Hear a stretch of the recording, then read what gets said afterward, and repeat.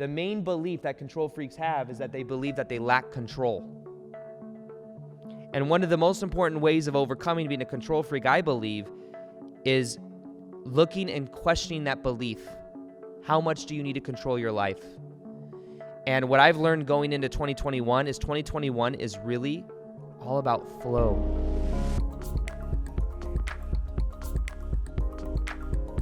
Welcome back to another episode on Into the Vortex with Aaron Doughty. Right now, I'm creating the Vortex in Vegas because I'm not in the Vortex of Sedona yet.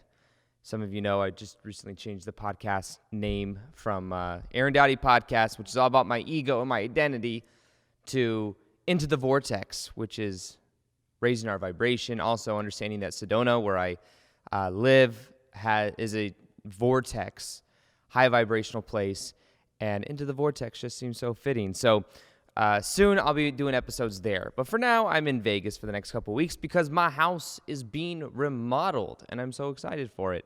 In 3 weeks, it's going to be a completely different house, and I'm so excited. Maybe I'll do a MTV video cribs or something like that.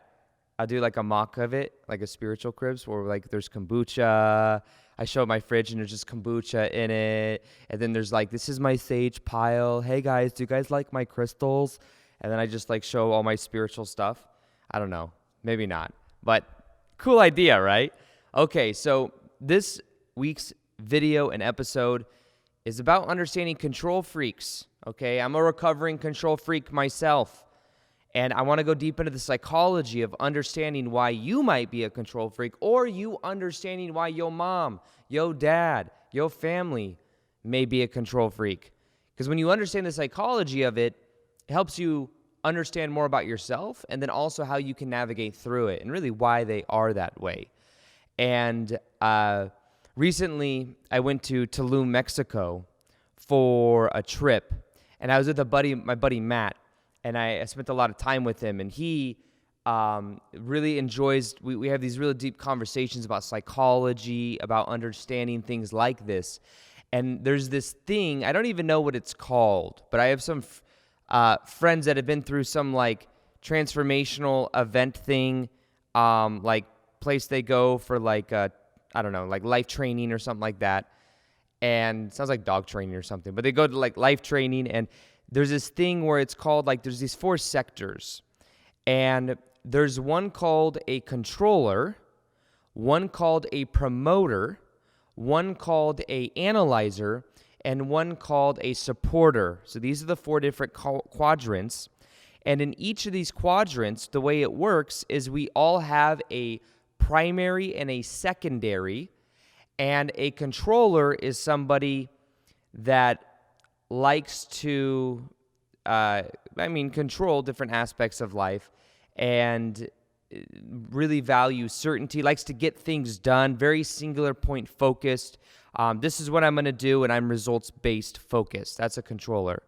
Now, a promoter is somebody who gets very excited, very hyped up about things. You know, if you look at like real estate agents and salespeople, they're a lot of times promoters. Their energy, they get super hyped up about things, and that's the kind of the focus of that personality trait. And then there's an analyzer. An analyzer likes to really think about things, likes to know many different angles of things before making a choice. And the challenge is sometimes a controller wants the results, but then the analyzer wants to think about it and wants to really like know all the different details before doing anything. And an analyzer will sometimes be someone that's intellectual, that's very logical, and that's an analyzer. And then a supporter is somebody who supports, and a lot of life coaches are supporters. Supporters are very supporting. They like to support other people, and a lot of times there's certain shadow sides of each different quadrant. Sometimes I think supporters can be a little bit too people pleaser-ish. And here the thing is with these two, you've got controller and supporters are opposites. So nobody's a controlling supporter. And then an analyzer and a promoter are opposites. So no one is an analyzing promoter because they're opposites. However, you can be an analyzing controller. You can be a analyzing supporter. You can be a promoting controller. you can be a promoting supporter. So yeah, there's and your dominant one is normally the last one. So for example, I normally thought that I was a promoting controller. I'm a very strong controller, which is why I'm doing this episode on Control Freak, because I'm recovering not out of that. Not that each of these quadrants can be both a superpower and also something that is like a shadow. And I'm realizing that being a control freak is the shadow side of being a controller. And what I realized about myself too is I'm such a hype beast that I was like, oh, I'm promoting control. I like to hype things up, Anytime I find something cool, I'd be like, even as I was showing my new house to friends, I'm like, look at this, I'm going to do this, I'm going to do that, I'm going to do this. But when I was with my buddy Matt, he studies this stuff a lot, and I realized that I actually have a lot of analyzing, an analyzer in me. And he used to make a joke about me. He's like, you're a closet analyzer, because I wouldn't admit to being an analyzer. But it's true. I look at, I think that a lot of the stuff that I share in my YouTube channel, the practical side of things, I study things like crazy. I read books like crazy. I'm analyzing like crazy so that I can help other people understand more about themselves. So I think that I do have a very strong analyzer in me. And when it makes it challenging is I think being an analyzing controller can be very challenging because there's some things that kind of contradict themselves. And I want to explain, let me see if I can find something real quick just by looking in on my iPad. It's funny, so even as I was going through this article that I found, I was like analyzing it and I was realizing, oh, I'm more of an analyzer than I thought. So the 4 different, let me kind of go over very quickly because now that I'm analyzing it and I'm looking through this, there's a couple different things I can add to each category. So the controller is normally a dominant personality. They like to be right.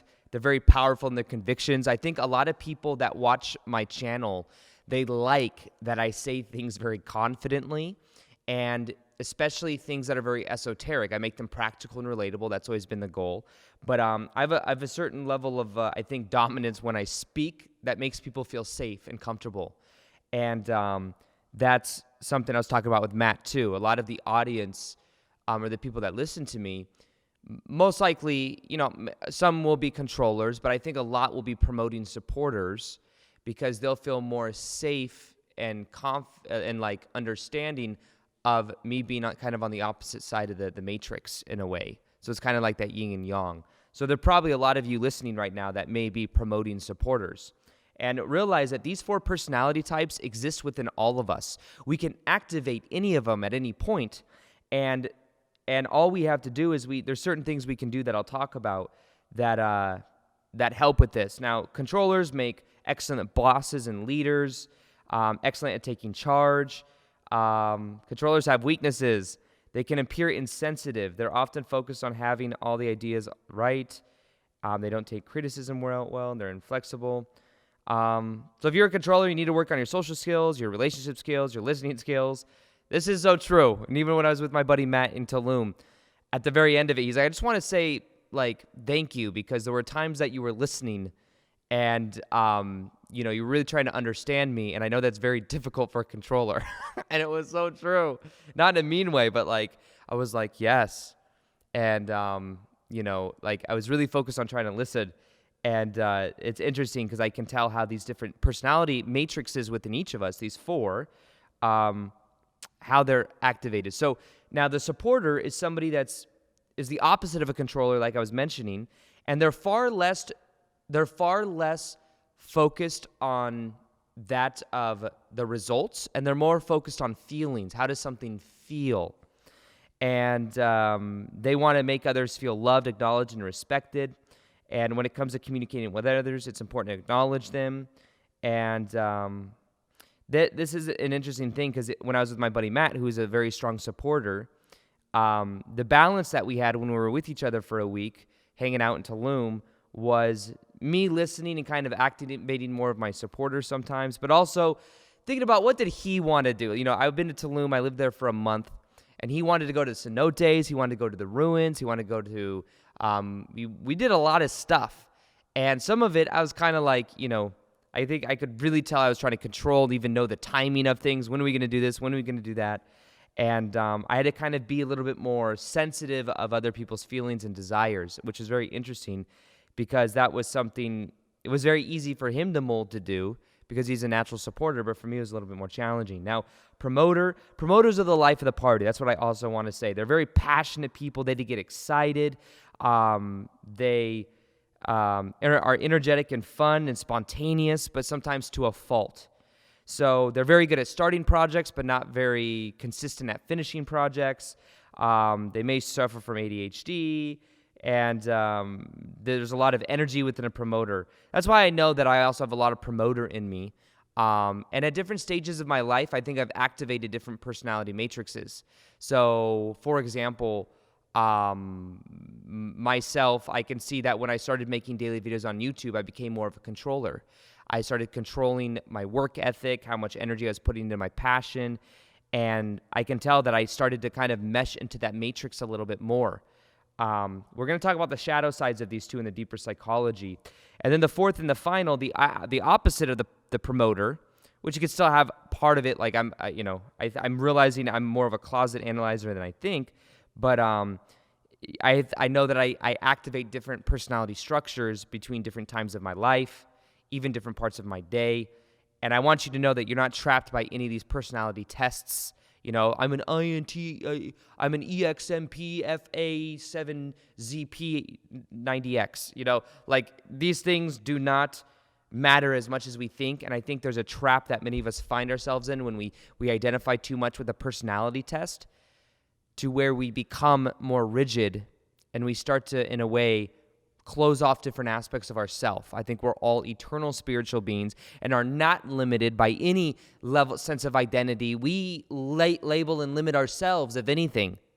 So when we're looking at these different personality structures, the controller, the supporter, which are opposites, the promoter, the analyzer, which are opposites, we all are either a controller or supporter with a secondary or a primary of a promoting or analyzer. So you could be a controlling analyzer. You could be a promoting supporter or a promoting controller or a controlling promoter or a supporting promoter. You see, so whatever dominant one comes after, and the dominant, yeah. So anyways, this personality matrix of these four different ones, that what I wanted to kind of talk about is how we all have these activated within us. You know, I am now learning, in a way, there's times of my day and when I'm talking to other people, I could become more empathetic, become more of a supporter, even though it's not natural for me. I'm like, sometimes when, you know, it's a shadow side of it too. Sometimes when people are talking, I'm like very much get to the point. You know, Matt was even telling me, he's like, I've never seen someone that is so singular focused. When you have your mind on something, that's all you can think about. And it's so true. And it's a power, because it's a superpower, because I'm able to really focus on something to achieve something. But the side effect of that is then maybe I don't recognize or I'm not aware of as much that is going on other than the thing that I'm primarily focused on. So now with these different things, the thing that I wanted to really focus on today was a little bit more of the controller and the controlling. You know, when I started this episode, by the way, it was going to be completely on being a control freak and why we got to like stop being a control freak. And I'll still talk about that, but I feel like this has taken on a life of its own and understanding these different personality structures. Now, first off, how can you activate different structures of this within you if you so desire? For example, sometimes being an analyzer can be kind of serious, be very logical. And maybe the analyzer's like, I want a little bit more variety in my life. I want to like enjoy life a little bit more. Well, what they could do is they could find other promoters, and promoters like to dance. Promoters are in the moment. They're spontaneous. They're fun. Let's go do this. Let's go do that. So what an analyzer could do is force themselves to do something that doesn't feel so natural, like dance. Put on some music. And as you dance, as you even decide to go do something spontaneous, you'll find that then you start to loosen up a little bit more. You're activating the promoter inside of you. If you're more of a supporter, but you want to like activate more of the controller and you want to become more of a leader, you could take charge on a project. something at your job, or you could lead in some way. And as you do these different things, you kind of break out of the box of each individual one. So for me, being a controller, this is interesting too. I moved into a house recently. I'm moving out of a house in Sedona and into my own house. But one of the challenges is I moved in with some amazing friends of mine, very high vibe friends of mine.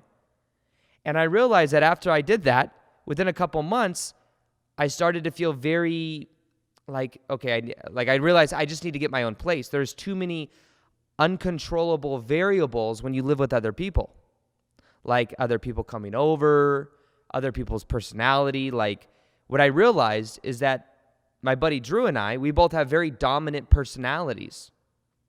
We're both controllers too. We're both massive controllers on this personality matrix. And us both being controllers in the same house was very challenging because in a way, we're competing with each other's frame energetically, not even knowing it. And the interesting part of that was, my buddy Matt, he knew, even when we were talking about getting a house together, that dynamic, because he's studied this, 4-quadrant matrix thing quite a bit. And he's like, two massive dominant personalities in the same house. That is just a matter of if or when, they need to have their own place.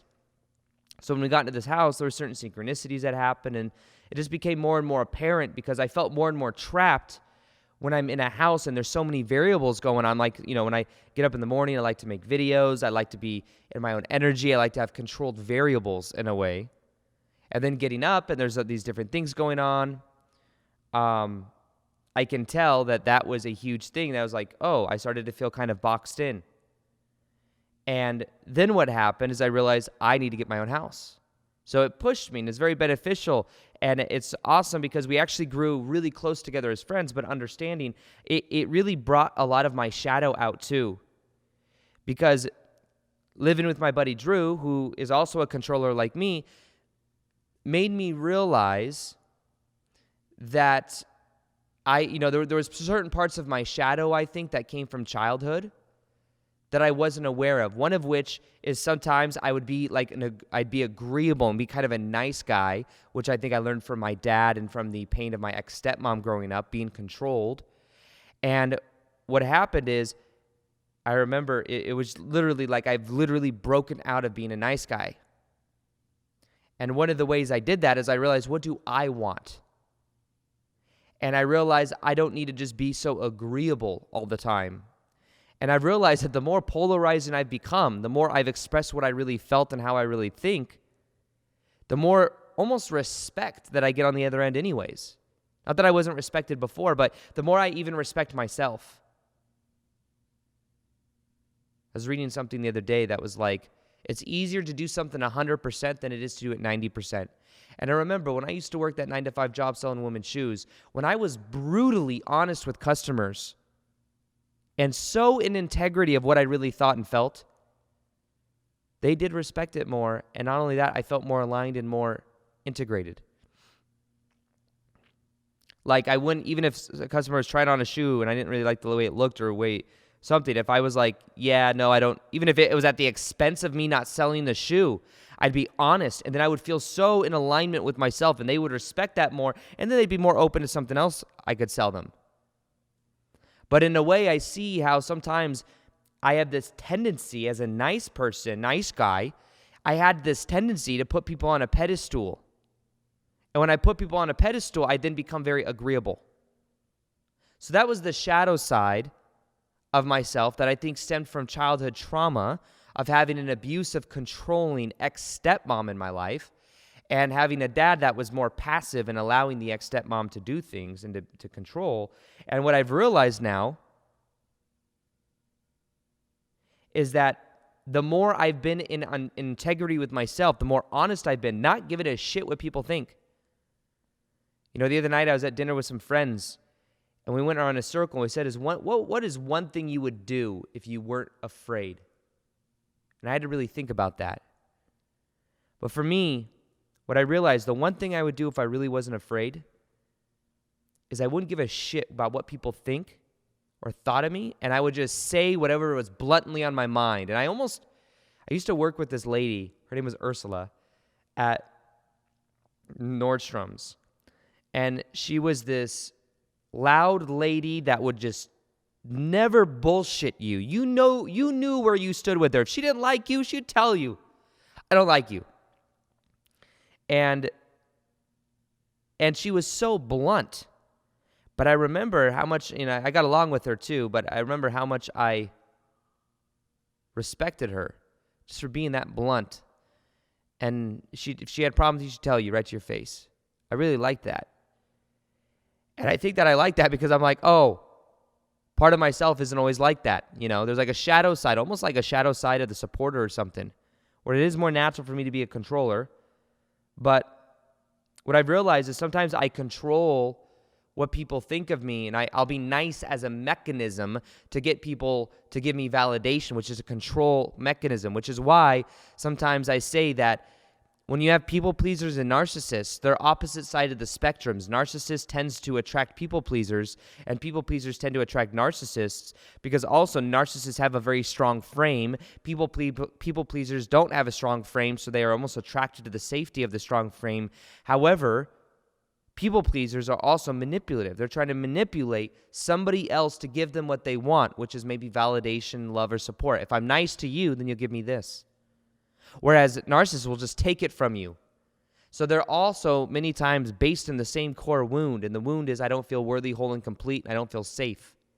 The narcissist doesn't feel safe, so they create this false sense of safety of a frame that then other people might be attracted to. And the way that the people pleaser feels safe is they either try to find somebody else they could feel safe with in their frame, or they are giving and exchanging validation for love and support. Or no, they're giving love and support in exchange for validation. So it's interesting how these different personality matrix and kind of work. But what I realized on that Tulum trip is how much of a controller I can be.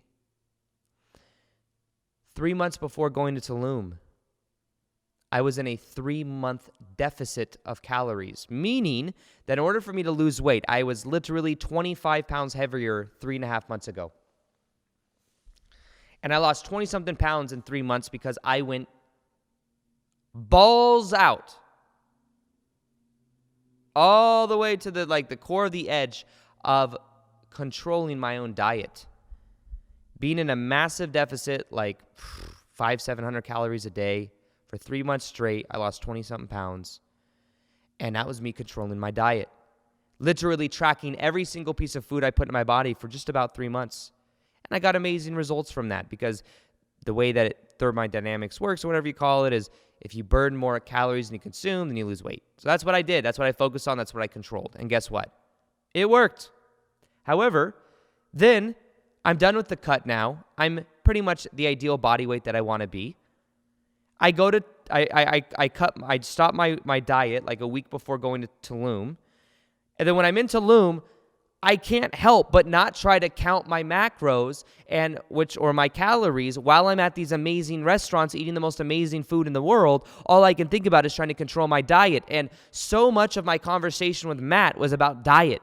I wonder how much calories in this. I wonder how much calories in that. I was trying to control all these different variables so that I could feel good about myself.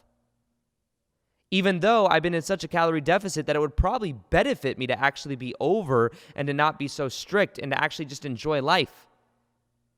But in that moment, it was a constant reflection to me being around Matt, how much I'm a controller and how much I wasn't allowing myself to enjoy life, to eat the beautiful food that was there, to go with the flow. It's not necessarily natural for me just to go with the flow, to be like a supporter, a promoting supporter, and go with the flow and have fun and be spontaneous in the moment. I was like, even with him, I was like, what are we going to do next? What are we going to do later? I was constantly not present because I was trying to control the different aspects of the day, the dynamic, where we're going to eat, the different variables, and it made it very rigid and not so much fun. And that was as I was becoming aware of control. So on this trip, what I did is I went very deep. I did Huachumo while I was out there, San Pedro, which is a cactus plant medicine that brings you into the heart. And it's my favorite heart medicine ever. I feel such a connection to it. I feel like in past lives I worked with it a lot in the Aztecs and Peru and stuff like that. But anyways, that's neither here nor there. But basically, while I was on it, I had some powerful insights. And I realized that how much of a controller I am, and where does that control come from? And I remember sitting there like, where is this coming from? And I realized that being a control freak, trying to control different aspects of my life, it is my desperate attempt to create a sense of safety that I lacked growing up. Damn. That just got deep, didn't it? Being a control freak is a desperate attempt at asserting a certain level of safety that you felt like you lacked growing up. Or in life now, maybe someone lost their job, so they'd try to control maybe their relationship. Because something happened that they felt like they didn't have control of. So now if I can control something else, then I'll feel worthy, I'll feel enough, I'll feel safe. So really, controlling anything is based on a sense of fear. And that sense of fear is causing the defense mechanisms, the survival mechanism to go into play to then try to control these different aspects. And almost me being in Tulum, trying to control my diet, my macros, was me saying, oh, if I don't control and know what's going into my body, then I'm going to, within a week, just completely let loose and go back to 25 pounds heavier, which is not the way it works. Yes, what gets measured gets managed, but when you're trying to, it takes a period of time before then I go back to 25 pounds overweight. But in the mind is wired to survive. So when we're talking about a control freak, realize all the control freak is trying to do is the control freak fears the unknown. The control freak fears uncertainty. And that's what I'm realizing that I was afraid of. And I look back to my own childhood, between 7 to 16 years old, many of you know, I had the abusive stepmom in my life who was mentally, physically, emotionally abusive. My brother and I had almost no freedom whatsoever. Every part of our life was controlled. We weren't allowed to have friends. We weren't allowed to watch TV. We were a lot of times locked outside of the house, working outside. We lived in like a little mother-in-law's corner of the house where we were given a bowl of cereal in the morning, a TV dinner at night. If we wanted more food, we'd have to sneak under the other side of the house, which had a little cage. And for that period of time, we just had no freedom. Here's the crazy thing. Here's what I'm realizing even now as I do this episode. My dad divorced my ex-stepmom when I was 15, 16 years old. And when he did, what happened is my brother and I had all this freedom. We were all of a sudden allowed to eat the kind of foods we want. We were allowed to have second helpings. We started gaining weight and looking healthier because we were very malnourished before that. We're allowed to watch TV and movies. We're allowed to have friends. We're allowed to play video games. We're allowed to go to school activities. We didn't have some angry woman narcissistically trying to control every aspect of our life and getting angry about everything and gaslighting us.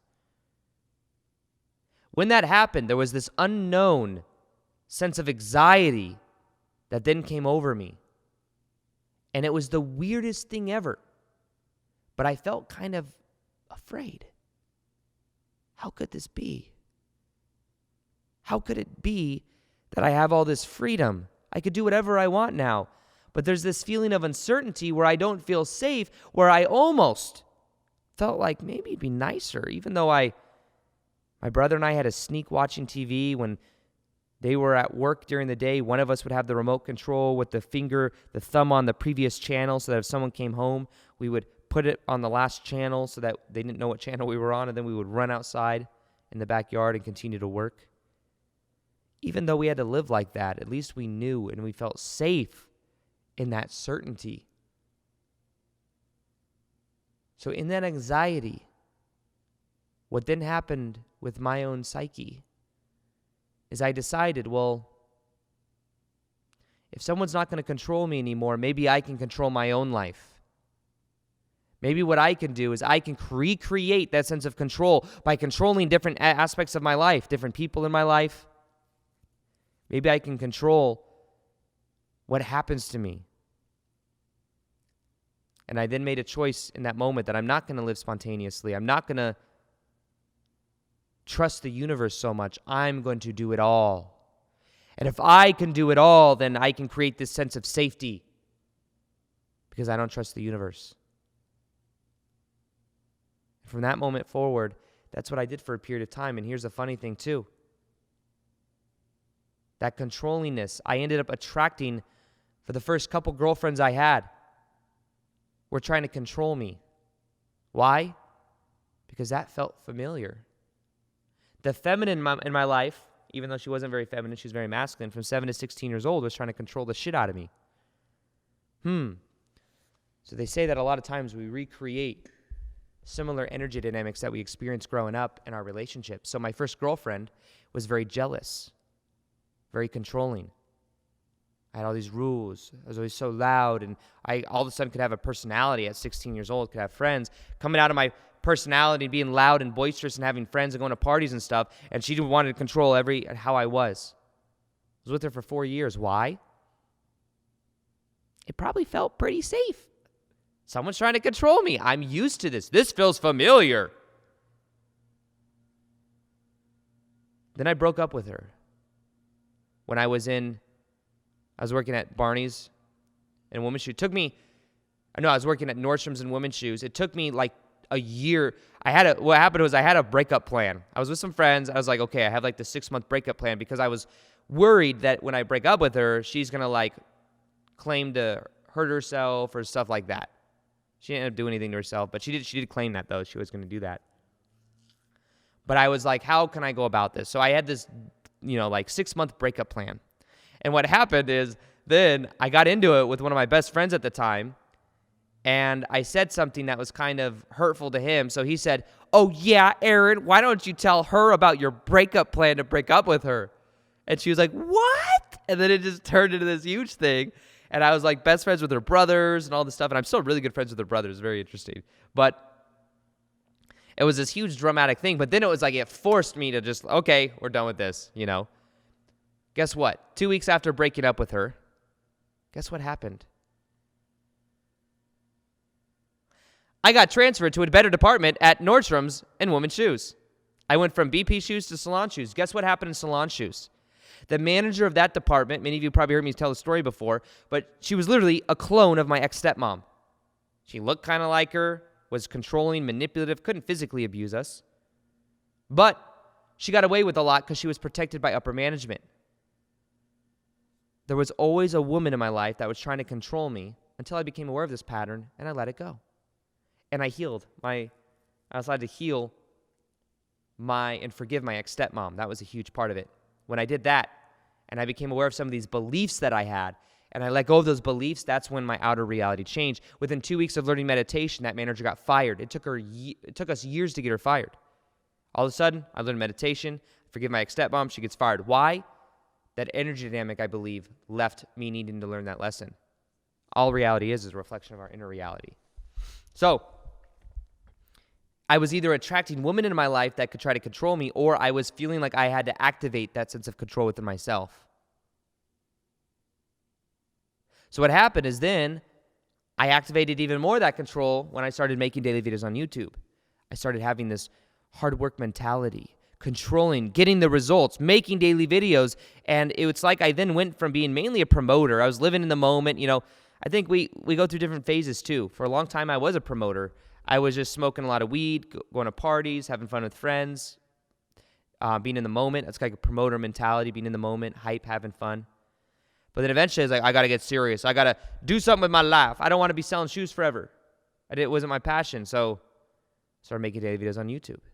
Then I learned internet marketing. Then I learned how to grow a business. Now I'm growing the intention is to grow a movement, Into the Vortex, which is the name of the podcast. So what I've realized, though, is the main belief that control freaks have is that they believe that they lack control.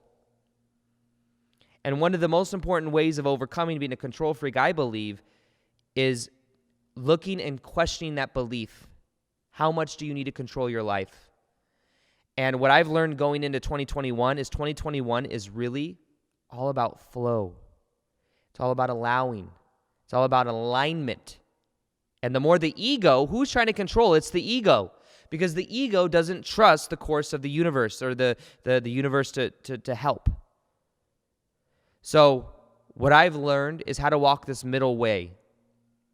Because some of you listening to this right now, maybe you're a very strong supporter. There's nothing wrong with any of these levels, by the way. So I know labels are limiting, but maybe someone's a very strong supporter, and maybe it would actually benefit them to take more charge in their life and to control a bit more. So the answer is not all control is bad, but if you're a control freak and you are controlling at the expense of your own happiness, then maybe the key is to let go a bit and walk the middle way. And if you're a very strong supporter and you're realizing that you're just, I'll do this when it feels right. I'll do this when it feels right. I'll do this. But you realize, you know what? This isn't actually getting me the results, which is my controller even coming out. Then maybe the key is to lead a little bit more, to take the lead in your life, or to maybe make a new choice about who you are. Go full time with your passion. Really commit to something. Remember, it's easier to go with something 100% than 90%. So a big part of this is the middle way. Not all control is bad. And at the same time, but control is normally based in a sense of fear. But at the same time, having intention as a supporter, maybe having an intention and a goal could be very powerful. You see what I mean? So that's why sometimes people listen to my videos and they're like, well, you said this in this video. You said this in this video. Well, there's a middle way. The people that clicked on this video might be control freaks or know someone that is a control freak, and that's kind of the intention of understanding this a little bit more. But one of the biggest childhood wounds that you can do to heal your control freakness is get to the core of childhood, realize you didn't feel safe growing up. So you tried to create that sense of safety. And what you can do is focus on feeling safe within your own energy and also feeling safe with the universe, breaking down the belief that says that you must control everything. Replace the word control with fear. I must fear everything. If I can get everything in this perfect formation, then I will feel safe and comfortable. But when you become aware of it, you then see how ridiculous it is. Remember, each of these quadrants are both a superpower and a shadow. Getting the results can be a superpower. Being able to manage and lead can be a superpower, but it can also be there's a time to not lead necessarily. When I was listening to my friend talk and he was telling me things, and just in general, it's more powerful to listen, even though it's not so natural. So I'm like, okay, thinking, how does this apply, But it's good to be empathetic and to learn more empathy, become more supporter-ish, So it stems from childhood wound, and it all boils down to safety. So how can you feel safe in your own energy? How can you feel safe with the universe? How can you redefine what your job is? Realize the job of the ego is to kind of, the ego is only wired to survive, to be honest. It's wired to survive. And it's wired to survive in its view of what it believes it is. So if you view yourself as needing to control, it will do everything it can to continue to control. If you view yourself as a certain, what is your value system? How do you view yourself? These are all things you become aware of because all your ego is doing is just trying to remain consistent to the way it defines itself. And if you see yourself as a control freak, then that'll be a limitation of itself. What if instead of trying to control as much, what if you could just dance and enjoy life a little bit more? What if you could focus on being more yourself and being honest, even if, sometimes being nice to people may be a way of trying to control other people to give you validation. What if you just didn't give a fuck what people thought? I've been doing this more recently, and I've been realizing, it is actually a shadow side of me to be agreeable. There's times I don't agree with things, and then I don't agree. And guess what? I feel more powerful. I'm like, this is authentic. The right answer is just be authentic. You agree with something, then of course you can be aware of people's feelings. I say that like such a controller. be aware of the feelings. Whereas the support, as a supporter, which is all about feelings, it'd be like, oh yeah, naturally it's about feelings. But it's funny, you can hear in people's, the benefit also of knowing these different personality structures is you learn how to talk to these different people. So even as I'm doing this episode right now, what I'm doing is I'm kind of mixing into the different personality profiles, because anytime you have a group of people or a team, you have people that are wired different. Like, for example, my assistant, she is very much a supporter. She'd have to be a supporter. If she wasn't a supporter, then it wouldn't work, because I'm such a strong controller. So you see how it kind of works, and a lot of times in relationships, you'll see that controllers tend to attract supporters. Supporters tend to attract controllers. It's an interesting dynamic, but you can, when you understand this, you know how to talk to people more. If I want to talk to you listening to this, I touch on these 4 different areas at different points in my talk, and different people will have a different resonance with it. But if I only focus on one, then they might say, oh, this isn't for me. So even after talking about control freaks, I've been shifting into the supporter a little bit, learning empathy, the analyzer of understanding this, which is a lot of what this episode is, the promoter of having more fun, being present to the moment. These are all different aspects of it. Now realize this, though. The certainty in the known, when you're in it, when you're thinking, feeling, and acting the same way every day, which is that sense of certainty, you're in the same reality over and over again. You're not going to create any magic. You only create magic in the unknown. So one of the things I push myself as a controller to do sometimes is to be more promoter, and to dance and to have fun and to enjoy, to not count my macros so much. And that's me loosening up a little bit. And that aspect of myself still exists within me. It's not like I'm not to be someone I'm not. But remember, we have all of these different aspects within us. It's just, are we activating it? So getting into the unknown is also very present to the moment and enjoying the moment, not thinking, what am I going to do next? Like I was on that Tulum trip. It was like, what are we going to do next? What are we going to do next? What are we going to eat? How many macros am I eating? Try to control.